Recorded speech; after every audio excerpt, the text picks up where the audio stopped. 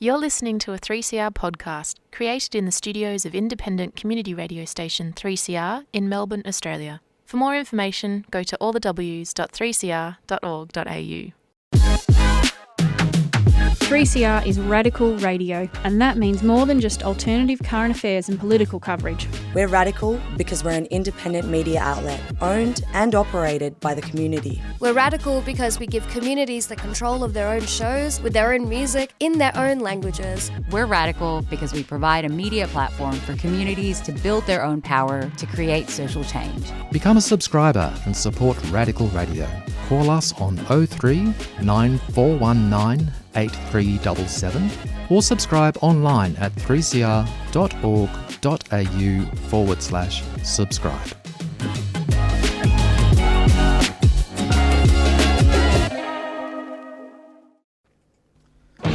Evil minds that plot destruction, sorcerer of death's construction, in the fields of bodies burning, as the war machine keeps turning, death and hatred to mankind, poisoning their brainwashed mind. Welcome to the Anarchist World This Week, broadcast across Australia on the National Community Radio Satellite. Listen to the Anarchist World This Week, Australia's sacred cow slaughterhouse. Listen to analysis of local, national, international events. Listen to analysis you'll never hear anywhere else.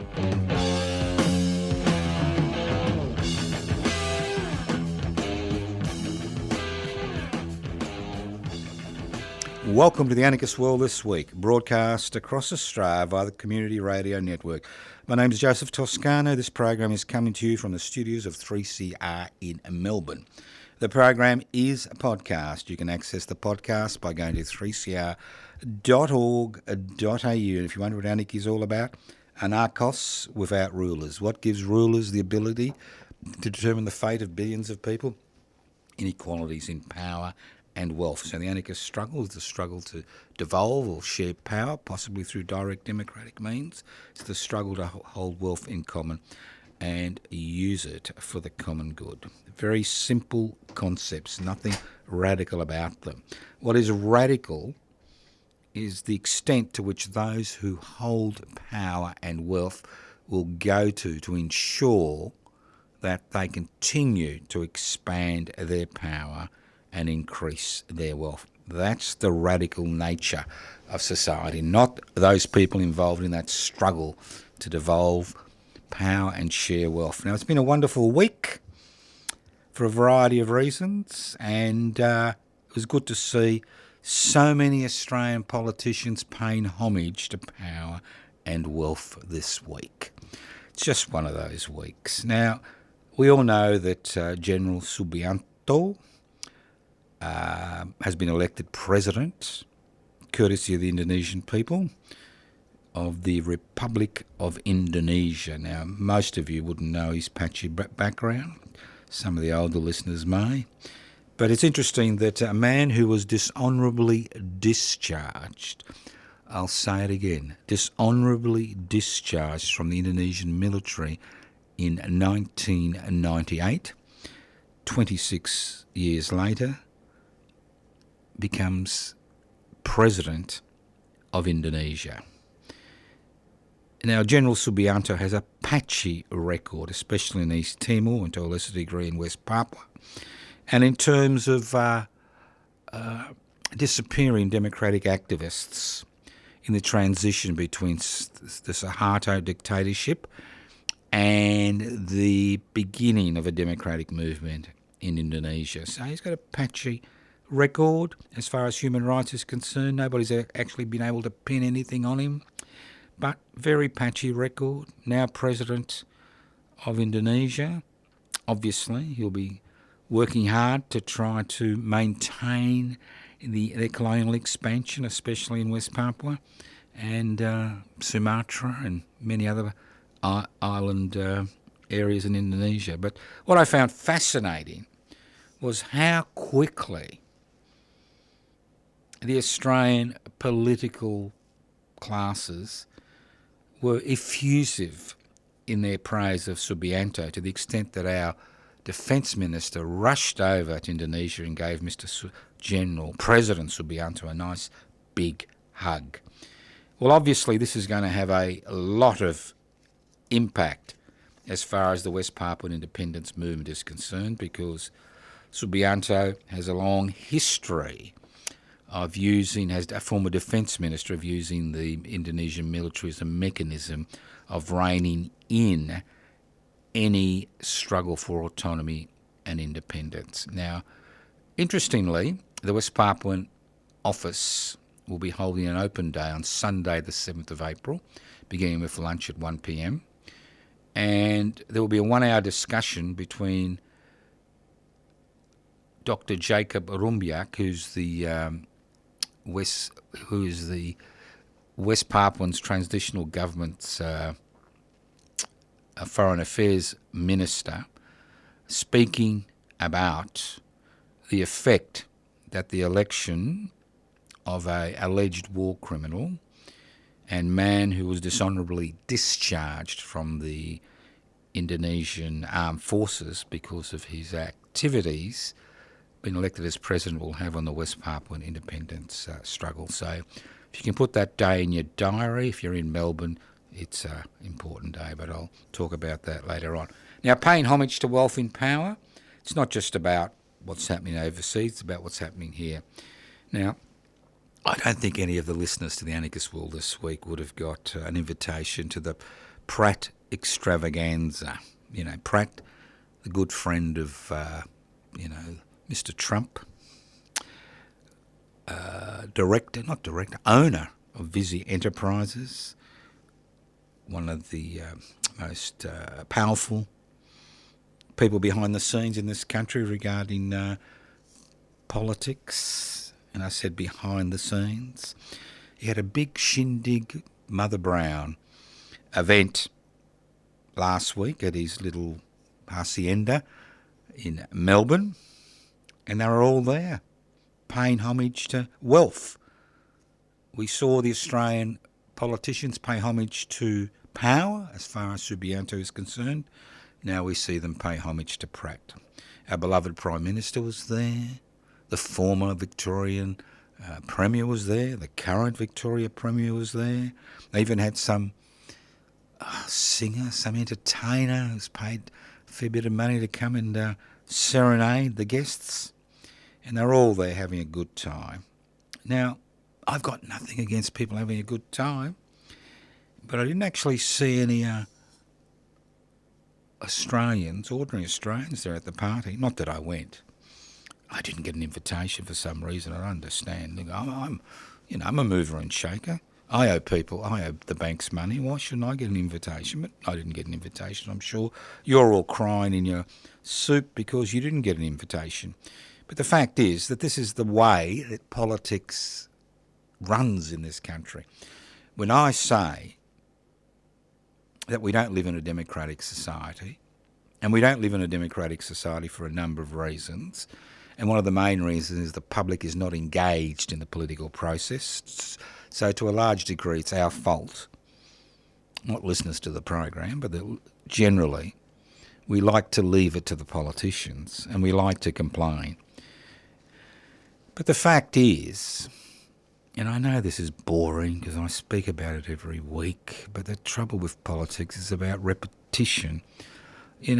26 million people living on a continent, and you've got 1.2 million, I think, children living in poverty. Just extraordinary things. And private charities raising money to send Australian kids to public schools.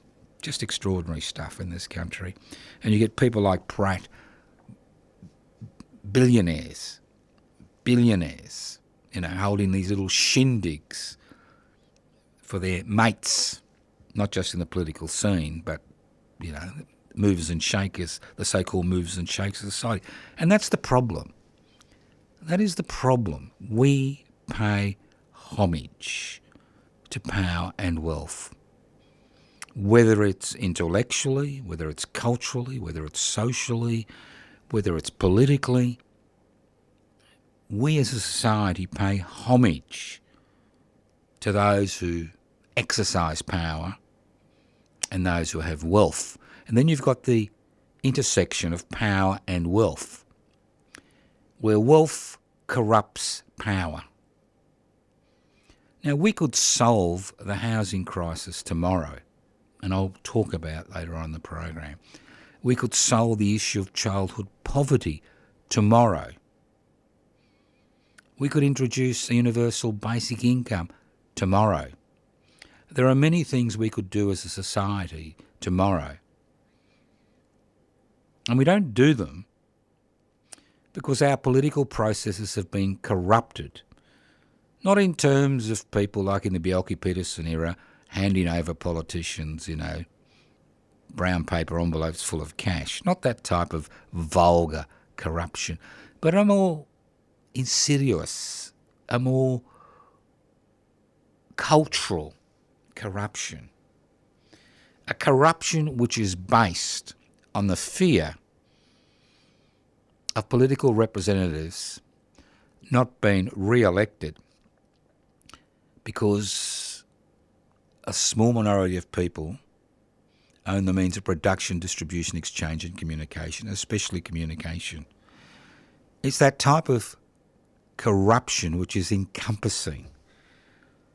I mean, why can't Parliament pass legislation? And I'm not talking about revolution, blood in the streets, people being hung, off lampposts. I'm talking about why can't Parliament, which theoretically represents the Australian people, pass legislation to resolve some of the most pressing issues in this country, issues which shouldn't be issues in this country. It's because the parliamentary agenda, the type of legislation which is able to be pushed through Parliament, is determined by those who have the wealth to be able to manipulate the political process to such an extent that any parliamentary legislation which is passed by our so-called representatives favours them. Doesn't favour the public, the great mass of people. It favours them. And that's the dilemma we face. While we have this nexus between power and wealth in this country, and we have a media, whether it's social media or asocial media or legacy media, which goes into raptures every time there is some minor push for some minor legislative changes. And the disinformation and misinformation regarding these changes is just extraordinary. Just extraordinary. So, and to a significant degree, it's our fault because we as a people are not engaged. I mean, if we had a Martian come down today and, observe what's going on in Australia today, they would go, my God, my gods, whatever. I don't know if Martians have gods or not. Who knows? They'd say, what? Really? This in this rich land? This in this land with a miserable 26 million people, population growth? This in a land where the mineral resources are just extraordinary? You're allowing all this to go into the hands and pockets of a insignificant minority of people? The 1% that own the means of production, distribution, exchange and communication. And you expect 1/3 of the population on social security benefits to live a hand-to-mouth existence, and you expect 60% of Australians who are, who pay, 70% of Australians who pay income tax, you expect them to support the system? Really? You really support this type of system? You're happy to squabble over the crumbs which are brushed off the corporate table every day? Really? I think the poor old Martian would go back in his or her spaceship and piss off back to Mars. Just extraordinary things. So power, wealth is the centre of the anarchist struggle. It's the centre of a lot of, not just anarchist struggle, political struggles. It's about devolving power, sharing wealth. It's about creating institutions which don't allow the Pratts and the Subiantos of the world to dominate life. Because you see, legislation has a profound impact on the population as a whole. It's all very well to work for a charity or do some good, and I'm not disparaging what people do in order to assist people.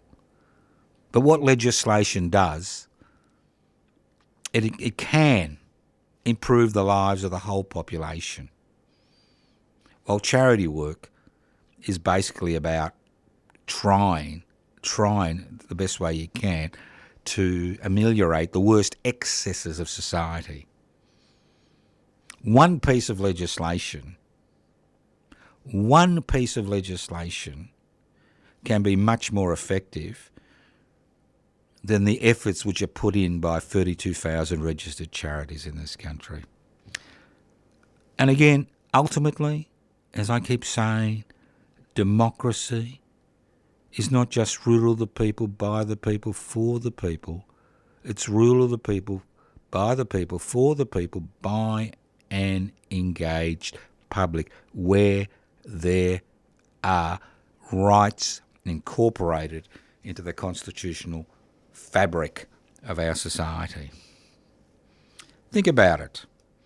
Think about it next time you see a television ad asking you to give money to Australian kids to send them to school. Think about it next time you see somebody sleeping rough on the streets. Think about it when you get one of those hard luck stories, real hard luck stories in this country which appear on social media or the legacy meter. Think about it every time you have a problem paying your bills. Think about it, because the reality is that ultimately the type of society we create is interlinked with the amount of energy we are willing to put into it. You're listening to The Anarchist World this week, broadcast across Australia via the Community Radio Network. Let's move on. That's a frog in my throat. Now, I've been thinking lately. Yes, I know it's a dangerous thing to think, because when you think, you start getting annoyed and angry, and you may even actually do something in life. I'm thinking about Australia's cultural stillbirth. I've been thinking about the failed voice referendum and the impact it will have, not just on treaty and, truth-telling. I mean, it's put those struggles back generations.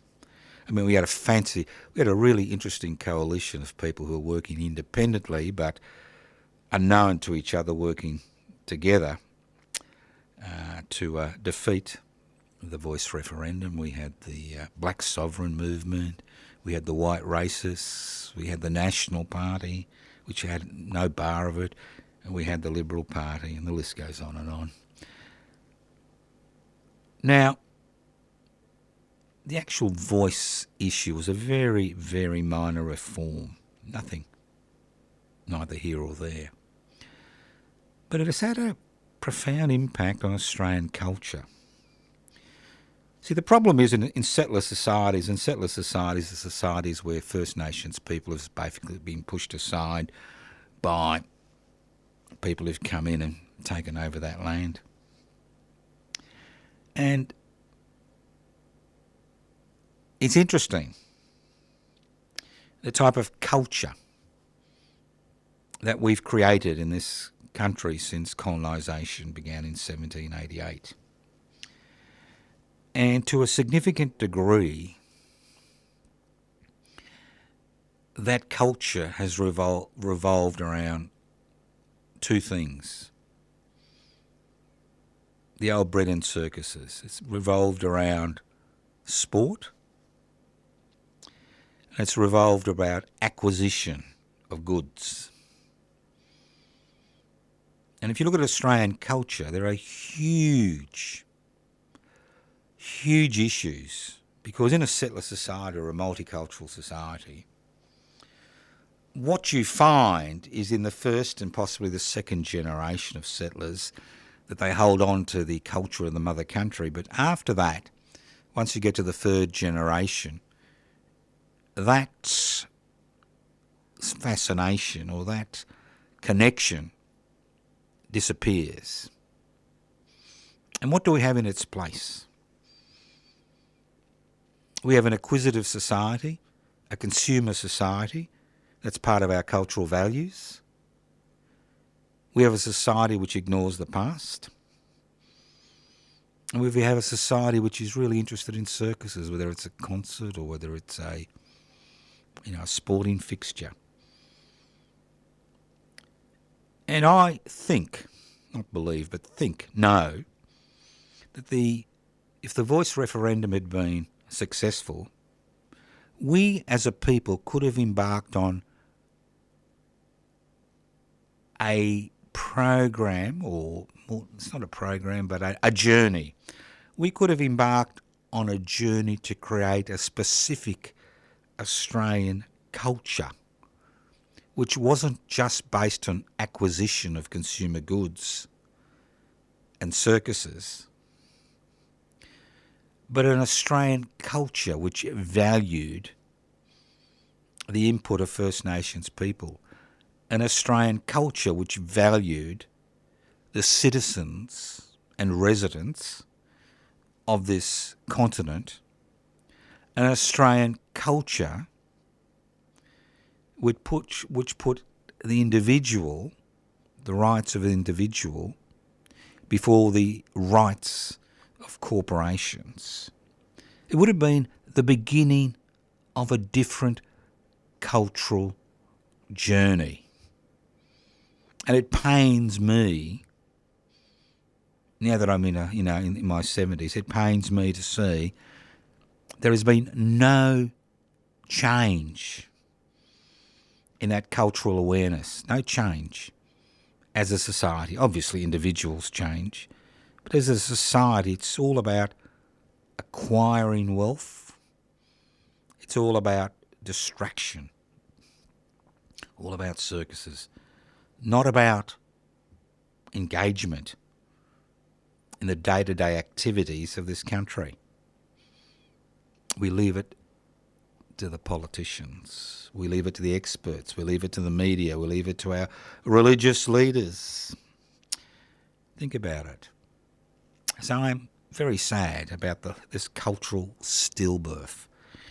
And all I can say is we totally wasted for a variety of, mixed up reasons, an opportunity not just to move towards recognition, treaty, truth-telling, but to move towards the creation of specific culture, an Australian culture, which actually promoted values which would benefit each and every one of us. You're listening to The Anarchist World This Week, broadcast across Australia via the Community Radio Network. My name is Joseph Lascone. I'm hosting today's program. Let's move on. Now, if you find yourself in Melbourne town on Friday the 1st of March, I'm inviting you to the inaugural, I know we're at 202 years too late, but the inaugural James Straiter Day commemoration at the 8-hour monument, which is just across the road from Trades Hall in Melbourne. The 8-hour monument is only about 50 metres from the Tunnerminnerwait Mulbaughina monument. It's easy to find. So, who was James Straiter?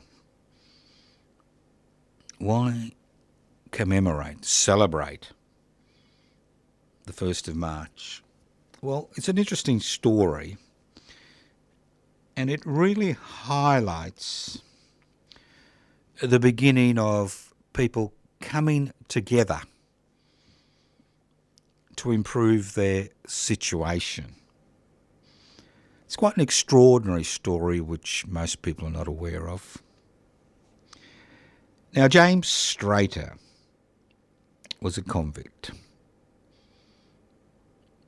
and he, was doing what convicts do, providing free labour for gentlemen of name and quality who obtained free land in the early days through the colonisation process and genocide. Now, Mr. Straiter was sentenced at the Liverpool Court in Sydney on the 1st of March 1822. That's right, 202 years ago, for to 500 lashes of the whip, and if he survived that, 4 months solitary confinement on bread and water, and if he survived that, he was to serve the rest of his sentence at Port Macquarie, where the recidivist convicts were sent in New South Wales. So what was the charge sheet? And you can see this if you go to the Facebook page Joseph Toscano. You can actually see the charge sheet, or if you go on the net, you may be able to come across the charge sheet. What was his charge? What was his heinous crime? What did this man do that has had such a profound impact on this continent, this country, post-colonisation? Well, Mr. Straiter was charged with the heinous crime of exciting, that's the word, exciting his master's servants to combine.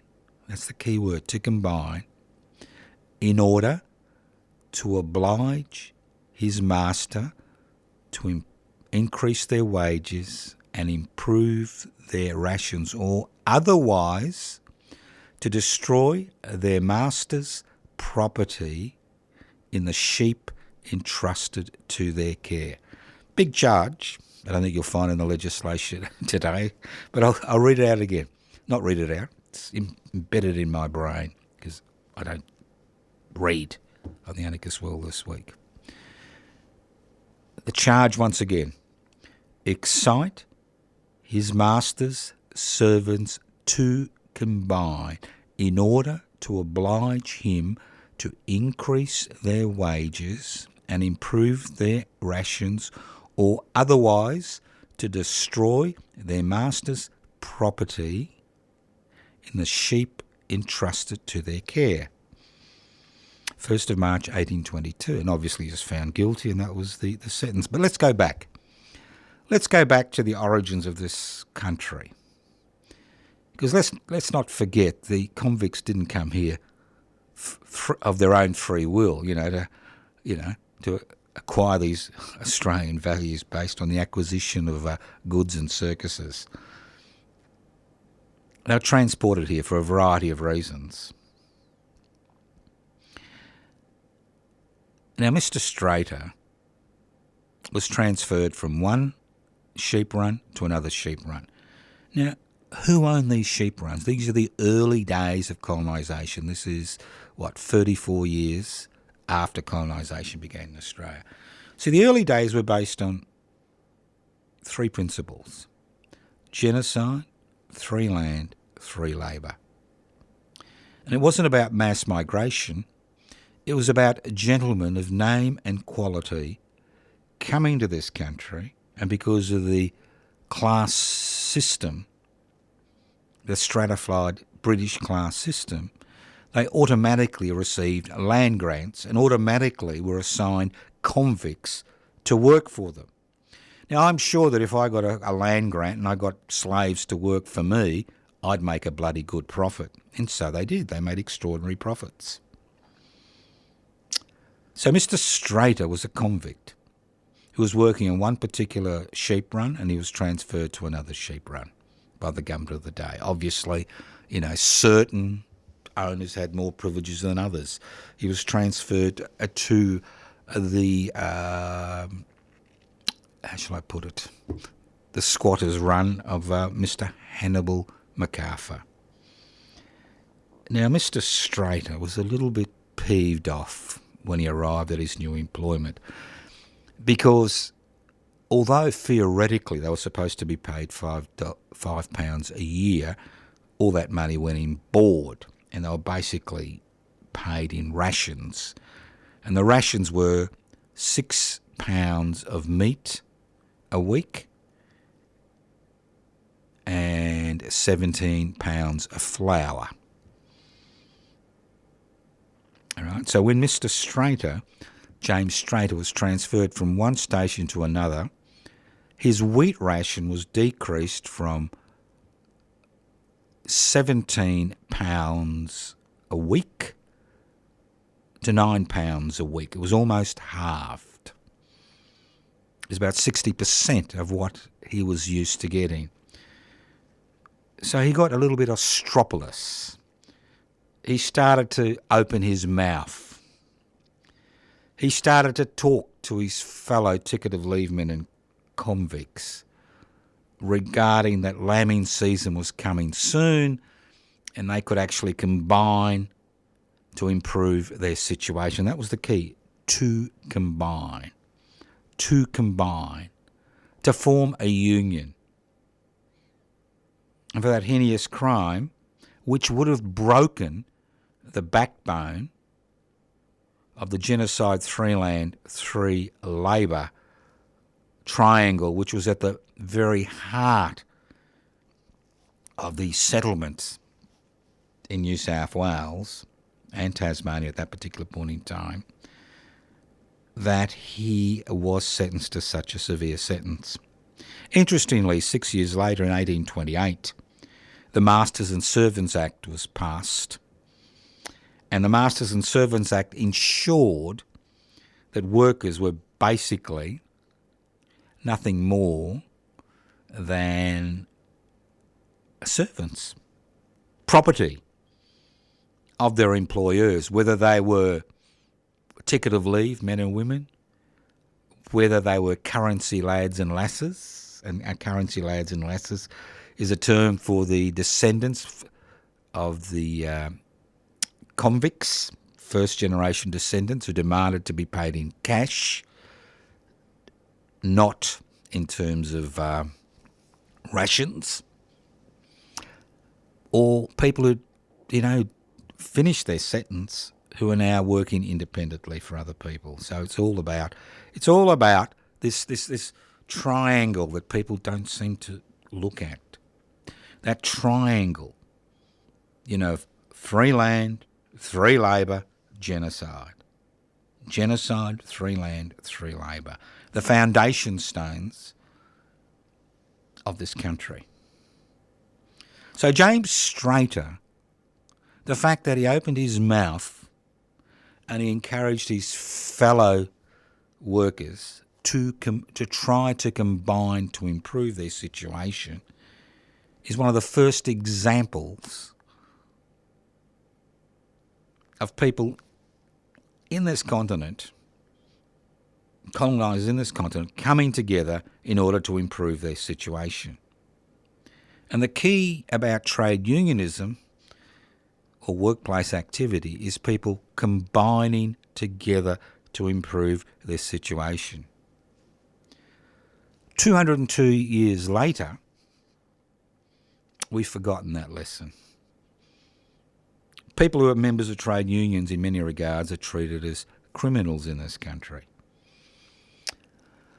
Trade unionists have less rights legally in many situations than somebody who imports $1 billion of meth into this country. It's illegal to strike outside an enterprise bargaining agreement, period, in this country. Anybody involved in an occupation, workplace occupation in this country, can be jailed to up to 25 years under the current legislation. Any worker, individual worker, who strikes outside an enterprise bargaining agreement can be fined up to $10,000 a day. And the list goes on and on. So in 202 years, what we've seen is legislation after legislation after legislation being passed through both houses of parliament in this country to actually prevent people from combining to improve their situation. No wonder wage increases currently are less than the rate of inflation. And people are jumping up and down because wages have increased. They seem to forget that in the majority of cases it's less than the rate of inflation, while the wages of CEOs have increased by 30% in the last few years. They don't worry about inflation, they make it. So those of you who are interested, there may be a half a dozen or a dozen or more or less in marking this day. You're invited to join us, the Anarchist Institute, join us on the 1st of March at our monument across the road from Melbourne Trades Hall, midday to 1 p.m, and then for a light lunch. Bring food and drinks to share with your friends. It's a historic day. It's a day that should be remembered. While one of us remembers it, it'll be continue to be part of this country's historical background. But it's not just about history. I mean, the events we organise is not about just commemorating the past. It's about combining the past and the present so we can change the future. When I talk about an Australian development of an Australian culture, that's what I'm talking about using that historical precedent, which in many cases has been hidden away, forgotten, left in a dusty drawer, left for somebody to do a master's or PhD on, and then forgotten. It's up to us to resurrect those struggles and connect them with what's happening in this country today if we want change. If we want, more bread and circuses, well, that's the nature of the day-to-day game, but we can break out of that. So welcome you. Come on the 1st of March. It'll be a yearly event from now on, and hopefully over time it'll grow, not just in terms of numbers, but grow in terms of the impact it has on other people living in this country. You're listening to the Anarchist World This Week, broadcast across Australia by the Community Radio Network. Interesting. It's been another look. Every week is fascinating, but some weeks a little bit more fascinating than others. Well, the carnage continues in Gaza, although it seems to have dropped out of the news. And the fascinating thing is our hospitals in Gaza have now become primary targets for the Israeli military forces, not just the civilian population, but now and their basic infrastructure, but now actually hospital and healthcare workers. Because see, hospitals and healthcare workers tend to keep people alive. Now, as I speak, the death toll in Gaza since the 7th of October approaches 30,000, and the injuries over 70,000. And of that death toll, unlike in the Ukraine, which has been involved in a war for the last 2 years where they've lost over 10,000 civilians and 31,000 soldiers have been killed in the Ukraine in the last 2 years. In the last, 5 months? In Gaza, we've seen the death of over 30,000 people, the great majority civilians, and a significant minority children under 12. Over 8,000. And now we hear the Prime Minister of Israel talk about total victory. It's fascinating how the language of the oppressed becomes the language of the oppressors. Total victory in Gaza. As if a total military victory will resolve the issue of Palestinian independence and the creation of a Palestinian state. all this total military victory will do is harden the attitudes of the survivors of this carnage, especially the children, who will provide the next generation of fighters in Gaza. Now, in case you think this is a brilliant military victory, I mean, the Ukraine is a reasonably large place with a long border. Now, Gaza is about a third the size of Melbourne, half the size of Canberra. It had about 2.3 million people. It was the world's biggest prison. That's right, the world's biggest prison since the blockade on Gaza, when they elected Hamas as their representatives in Gaza and throughout the Palestinian Authority. Biggest prison. Blockaded since 2016. And obviously, when they broke out, there were atrocities committed. People forget the 75-year history which led to those atrocities being committed in southern Israel. We think that the Palestinian conflict began on the 7th of October 2023, began 70 years previously, when the Palestinians were evicted from land at the point of a gun, which they settled for over 2,000 years. To a large degree, it reminds me of Australia. I know it's maybe a long bow, but could you imagine if the 4% of Australians who have claimed to have Aboriginal and Torres Strait Islander heritage suddenly found themselves in the powerful situation of asking the 96% of descendants of the settlers, which includes me and you possibly, to move on because they've come back to reclaim their land. And that's only after about 230 years plus.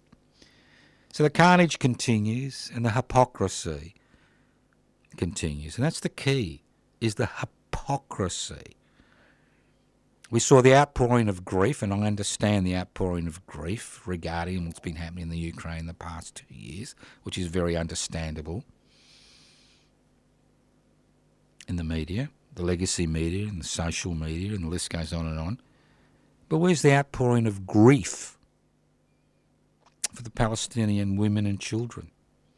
I mean, in our little walk, our little 30-kilometre walk, it's now extended from 25 kilometres to almost 30 kilometres, where every metre we pass a body of somebody, a Gazan resident, and every third body is the body of a child.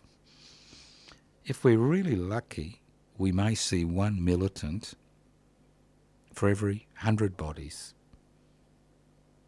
I mean, think about it. But think about the response in Australia and the rest of the Western world. The response to remove aid to drive the rest of the Gazans, who are basically living a hand-to-mouth existence, into famine by removing any aid, because maybe, at the behest of the Israeli Secret Service, maybe 8 people working for the United Nations were actually part of the Hamas force which entered and caused destruction in southern Israel. Maybe. What about the other 2.1 million? Just an extraordinary situation, but the extraordinary thing is the hypocrisy. Some lives are very, very important, and other lives don't really matter, do they? And that's what creates hatred. And it's that hatred which creates the next generation of terrorists or freedom fighters, depending on what side you're on. Because there is no military solution. I mean, for the Prime Minister of Israel to smile when he talks about a complete military victory against a population which is, doesn't have tanks, doesn't have aircraft, doesn't have, sophisticated missiles. And it's taken 5 months to get to that that stage, and you call this a complete military victory. And the fact is, everybody seems to have forgotten, the carnage which occurred in southern Israel should not have occurred if the Israeli intelligence services, Mossad, and the Israeli military had been doing their job. They were more interested in expanding settlements in the West Bank and East Jerusalem than actually keeping an eye on what was happening in Gaza. Think about it. The world's supposedly most sophisticated intelligence service had no idea there was going to be a breakout out of Gaza by Hamas militants to create carnage in southern Israel. Had no idea. And now the Israeli military, supposedly the most powerful military in the Middle East, obviously aided and abetted and supported by Australia as well as the United States, to a lesser degree Australia, it's taken 5 months to get to this situation where they may have a total military victory. Extraordinary. The hypocrisy surrounding this is just extraordinary. This is the Anarchist World This Week, broadcast across Australia by the Community Radio Network. Now, madness. Now, I know I'm stupid. I mean, to be sitting here talking to you, I've got to be stupid, but sometimes I come across things that are more stupid than you can actually think about. Now, the Australian government, right, as the Commonwealth Government, is providing $415,000 per dwelling via a government subsidy to assist community and social housing. All right? They're giving $415,000 per subsidy as a subsidy, which will help to create more community and social housing, which will then be owned by private organisations who pick and choose who they house. Right? At the same time, Australia's Superfunds are now going to pour in some money into the community and social housing sector because they know that $415,000 subsidy per dwelling, right, will ensure that they make a profit, which they have to, for their superannuants. This is madness. Apart from the Greens, everybody seems to be jumping up and down and saying, isn't this wonderful? Isn't this wonderful? The government is now providing money to the private organisations and giving them the titles to those homes. What's the problem with building public housing? Why do we have to do it through the private sector? If you're going to give a $415,000 taxation subsidy from taxpayers' funds to build one bloody dwelling, why can't that money be used directly to build public housing which is publicly managed? The thing about something being publicly owned means that everybody has access based on need. There is no picking and choosing who your tenants are going to be.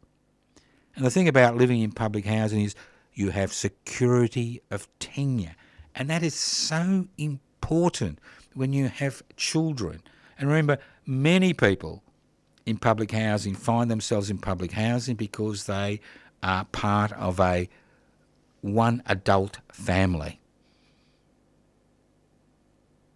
There is nothing more important for a child's education than housing security, not just in terms of having a place to live, but in terms of developing relationships, lifelong relationships, by allowing them to go to the same schools, the same sporting clubs, and we hear over and over again the story of children who've lived in public housing, including our beloved Prime Minister, Mr Albanese, you should know better,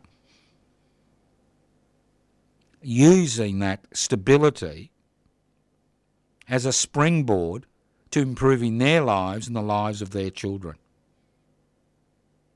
What is wrong with this country? What is wrong with state governments, especially the Victorian state government and the Commonwealth government, when they're not willing to use the word public and build public housing for this country's people? Because there is no privately housing solution to the housing crisis. The only solution, that's right, only solution, is a rapid expansion of public housing. Because public housing should not just be for people who find themselves in dire emergency situations. Public housing should be for everybody who cannot afford to buy private housing. For example, in Singapore, if you reach the age of 35 and you haven't been able to access a private dwelling, you're automatically part of the public housing sector. In Germany and Austria, I think 40% of people live in subsidised public housing, and the list goes on and on. But in this country, where we worship, that's right, where we worship the dollar, housing is now a commodity.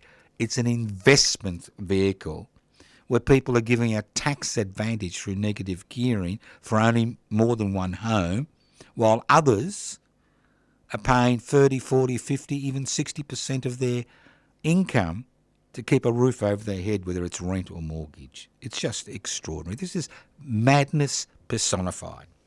So if you are interested in the public housing struggle, it doesn't matter where you are in Australia, you can start it today. I encourage you to have a look at the two websites, two Facebook pages, Public Housing Everybody's Business and Defend and Extend Public Housing. Now, if you are in Victoria and you find yourself in Melbourne, we do have a vigil on the steps of the Victorian Parliament House every Thursday, 12 to 1, and then we have a light lunch down the road, down at the Paramount. So think about it. It's an important struggle. Let's move on. Why does nothing seem to change in this country? Vested interests. And I spoke about at the beginning of the program, paying homage to power and wealth, how our political representatives pay homage to power and wealth on a daily basis. It's vested interests. And what's a vested interest? It's a fancy word for saying it's people who've acquired wealth or who exercise power, doing everything possible to ensure that power and wealth is not intruded on. You know, everything possible. And that's why we never seem to get to the point of passing legislation in Parliament that has significant impact on people. Because every time some government wants to pass that legislation, we have vested interests coming together to sabotage any possibility, not just of that legislation being passed, but that actually legislation being introduced into Parliament. And while we continue to be spectators, where we leave it to somebody else, to make the effort, to make the changes that are necessary, nothing will change. Because ultimately, unless the power of those vested interests, unless the wealth of that those vested interests is challenged, broken down, and redistributed, nothing will change. And that's the story. It's vested interests which determine the fate of millions of us on a day-to-day basis. Nuclear power. Oh, isn't it nice the Liberal National Party opposition, government in waiting, now thinks nuclear power is the solution to the climate emergency which they claim didn't exist. Yeah, as I keep saying, it's a wonderful, wonderful world we live in. Now, a little bit of information. Now, those of you who are coming to the public interest before corporate interest lunch today, that's the 28th of February at Seaford. There's a new venue, and I've got all this conflicting information about this new venue, but I'll do the best I can. Starts at 12, finishes at 2. It's at Giggles, Giggles, Cafe at Unit 1, 36 Wells Road in Seaford, which I'm told is just across the road from the Cananook Railway Station, which is the last railway station before Frankston Station. And the venue is actually at the back of a bike shop called Velo, V-E-L-O. So hopefully you will find it. Now, if you want further information about public interest before corporate interest, go to their website, pibci.net, P-I-B-C-I.net. You can join online. That's right. Facebook pages you could go to. Public housing, everybody's business. Defend and extend public housing. My Facebook page, Joseph Toscano, Toscano for the public. YouTube channels, public interest before corporate interests, josephtoscano.now. The list goes on and on. Don't forget that James Straiter Day on the 1st of March, which is this Friday, and put it in your diary. Open day at the West Papuan office will be on Sunday the 7th of April, where Dr. Jacob Rumbiak will be talking about the ramifications of the election of Subianto, an alleged war criminal and a man who was drummed out, given a dishonourable discharge from the Indonesian military forces because of his patchy history. So it should be fascinating. So listen next week on the Anarchist World This Week. And don't forget, you can write to us at Post Office Box 20, Parkville 3052. You can email us at anarchistage@yahoo.com. The program is a podcast. You can access the podcast by going to 3cr.org.au. Evil minds that plot destruction, sorcerer of death's construction. An analysis you'll never hear anywhere else. Anarchist World This Week, Australia's sacred cow slaughterhouse. 10 a.m. every Wednesday. Listen to the Anarchist World This Week for an up-to-date analysis of local, national and international events. Poisoning their brainwashed minds. Oh, Lord, yeah.